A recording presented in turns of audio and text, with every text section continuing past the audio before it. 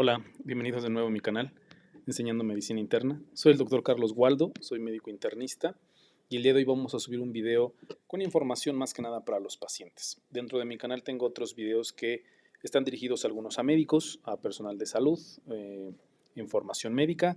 Este video en específico es para un poco orientar a los pacientes, información médica con términos un poco más sencillos y términos un poco más generales de las enfermedades. Una de las enfermedades con las que me encuentro frecuentemente en la consulta es esta enfermedad, el síndrome de intestino irritable, ¿no? El síndrome de intestino irritable es muy común en nuestro medio. Los pacientes lo pueden conocer comúnmente como colitis, es decir, inflamación del intestino, del colon, ¿no? Y esta enfermedad o este problema se va a presentar, pues la verdad es que a cualquier edad, cualquier persona puede presentar este problema desde los jóvenes hasta los pacientes adultos mayores, pero es más común y se ha encontrado que es mucho más común en las mujeres. 2 de cada 3 pacientes que vemos en la consulta van a ser mujeres. Eh, Se considera que es un estado funcional, digestivo, crónico, benigno, es decir, no es maligno, no va a ser cáncer, no es nada por el estilo, y se considera que es funcional. El término funcional se refiere a que el estado afectivo y las emociones pueden tener un impacto en los síntomas del paciente, es decir, muchas veces se tiene la creencia que al hablar de un estado funcional significa que el paciente es más psicológico el problema más que orgánico. Y creo que esto es un error en cuanto a este tipo de problema. Es un problema, sí es orgánico, pero el estado afectivo y las emociones van a hacer que el paciente tenga un poco más de sensibilidad a ciertos síntomas, sobre todo a nivel gastrointestinal. Es algo que nosotros llamamos que hay una hipersensibilidad visceral. Es decir, el paciente percibe las molestias gastrointestinales aumentadas, o sea, se amplifican este tipo de molestias y el paciente pues va a presentar como estas molestias gastrointestinales. Por eso se le considera que es un estado, es un trastorno funcional, así como hay algunos otros trastornos funcionales gastrointestinales, en específico el síndrome de intestino irritable. Entonces es un conjunto de síntomas que se va a presentar que hay un aumento en la sensibilidad gastrointestinal del paciente. Eh,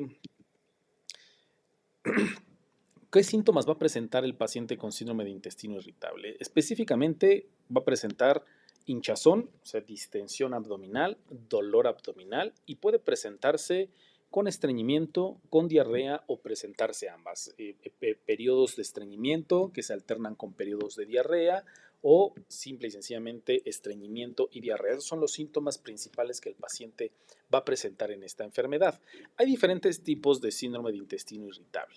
Cuando ustedes acuden a la consulta con el médico de cabecera, el médico se va a encargar de hacer preguntas muy específicas para ver en cómo se puede clasificar. Síndrome de intestino irritable con estreñimiento, síndrome de intestino irritable con diarrea o un síndrome de intestino irritable mixto, que como les comenté, combina con estreñimiento y con diarrea.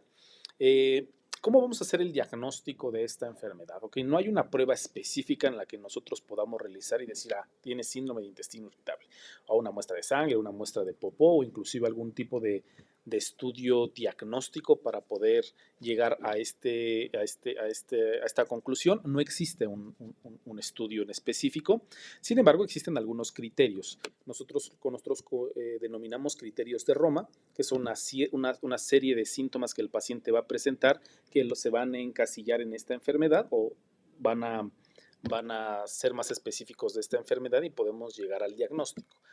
Son varias preguntas que se realiza durante la consulta, por ejemplo, si el dolor abdominal es recurrente, que al menos se presente un día a la semana en los últimos 3 meses, que esté relacionado pues, al evacuar, que haya un cambio en las evacuaciones, que haya estreñimiento o que haya diarrea, que hay un cambio en la forma de las evacuaciones, etcétera. Son una serie de preguntas que se van a realizar y si el paciente cumple esos criterios, pues bueno, ya se le puede catalogar como que muy probablemente tenga este tipo de enfermedad.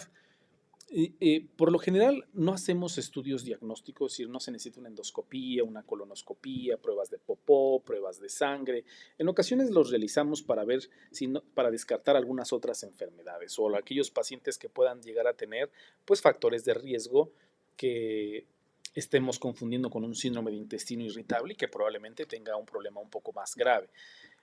Ampliamos el panorama o hacemos mucho más diagnósticos, sobre todo en aquellos pacientes que tengan edad avanzada, ¿no? Que sean adultos mayores, que tengan sangrado en las evacuaciones, que en los estudios de sangre encontremos anemia, que haya antecedentes familiares de cáncer o enfermedad inflamatoria intestinal, que es otro tipo de enfermedad muy diferente a de las que estoy hablando ahorita. En fin, si llega el paciente a la consulta y tiene síntomas sugerentes de síndrome de intestino irritable, hacemos estudios de laboratorio básicos para ver que no se encuentre algo fuera de lo común, alteraciones metabólicas como elevación del azúcar, anemia, colesterol, triglicéridos. Hacemos una valoración básica del paciente y si encontramos algunas alteraciones o si el paciente tiene factores de riesgo como para pensar en otro tipo de enfermedad, pues bueno, extenderemos nuestro protocolo de estudio. A lo mejor un ultrasonido abdominal, a lo mejor una endoscopía, a lo mejor una colonoscopía, pero no se lo realizamos en todos los pacientes. Este tipo de decisiones que tomamos los médicos son para casos muy particulares y muy específicos. Eh, Dado que no hay una, esto sí, es bien importante mencionarlo, no existe una cura para este tipo de enfermedad. Una vez que se ha realizado el diagnóstico de la enfermedad y que se realizaron estudios en donde se descartaron a lo mejor otras enfermedades y el paciente ya tienes o están sospechando en esta enfermedad, es importante saber que no existe una cura para este problema. Sin embargo, hay algunas eh, tratamientos que podemos utilizar para reducir los síntomas que predominan en el paciente. Es decir, si el paciente predomina la diarrea, podemos utilizar ciertos medicamentos. Si predomina el estreñimiento, otro tipo de medicamentos. Si el dolor es el principal problema del paciente, otro tipo de medicamentos.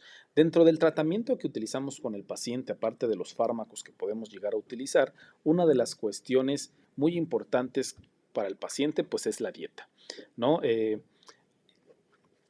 Esta dieta que les estoy poniendo aquí, que se le llama FODMAP, significa oligosacáridos, disacáridos, monosacáridos y polioles fermentables. Es decir, son ciertos alimentos que nosotros al ingerirlos pueden hacer mayor fermentación y provocar mayor molestias al paciente. Entonces, generalmente podemos intentar utilizar un tipo de dietas de esta clase y estar vigilando al paciente para ver si hay necesidad de continuarla o suspenderla o cambiarlo, pero se ha encontrado que un porcentaje de pacientes puede responder de una manera bastante buena con este tipo de dietas y disminuir de manera significativa las molestias.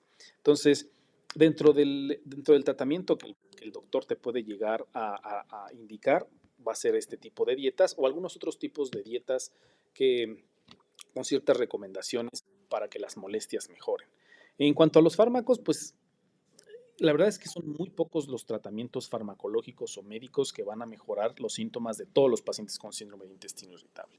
Como les comentaba, el tratamiento farmacológico se tiene que individualizar y va a depender de cuál es el síntoma predominante contigo, ¿no? Entonces, siempre por eso se tiene que individualizar el tratamiento. Existen muchos tipos de tratamientos hoy en día, por ejemplo, el Psyllium, la fibra, algunos antiespasmódicos, algunos estudios se encuentran con aceite de menta que pueden llegar a ser eficaces para este tipo de pacientes, medicamentos antidiarreicos como la loperamida, algunos laxantes como el polietilenglicol en los pacientes que tienen estreñimiento, en fin, son diferentes tipos de fármacos que podemos utilizar o que tenemos a la mano para que el paciente mejore los síntomas en general, sobre todo el que predomine en cada caso, ¿no? Entonces, sin embargo, sí es importante que, o sea, todos hemos sufrido un cuadro de diarrea y un cuadro de estreñimiento, de hinchazón, de dolor abdominal. Eso no significa que tengamos o que forzosamente tengamos esta enfermedad.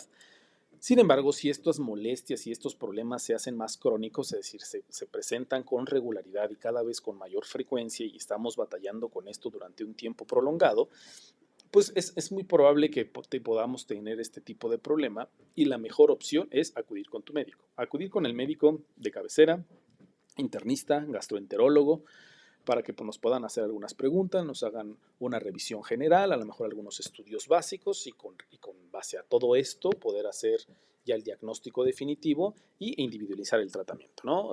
Una determinada dieta, determinados fármacos, vigilancia, chequeos constantes para ver cómo vas evolucionando de los síntomas. Es un problema bastante frecuente en nuestro medio Si tú tienes problemas gastrointestinales que se están haciendo cada vez más frecuentes y checan con este tipo de síntomas, hinchazón, distensión, dolor abdominal, diarrea, estreñimiento o ambos, si esto se está haciendo cada vez más crónico, no esperes más y acude con tu médico para que te dé una checadita. ¿Sale? Entonces, espero que haya sido de su ayuda. La verdad es que son temas muy rapiditos. Voy a abordar temas de médicos muy rápidos con información muy básica, ¿no? Es importante que todo esto se queda como recomendación. Siempre que tengas alguna duda, no te automediques, no lleves a cabo decisiones que puedan poner en peligro tu salud. Mejor, si tú tienes alguna duda, si estás preocupado por alguno u otro síntoma, más vale que acudas con tu médico de cabecera, que te dé una checadita y descarte o confirme algún problema que tengas de salud. Espero que haya sido de su agrado. Si no me sigues, dame un follow, dame un like, ponme un comentario y pues muchas gracias y que tengan una bonita tarde.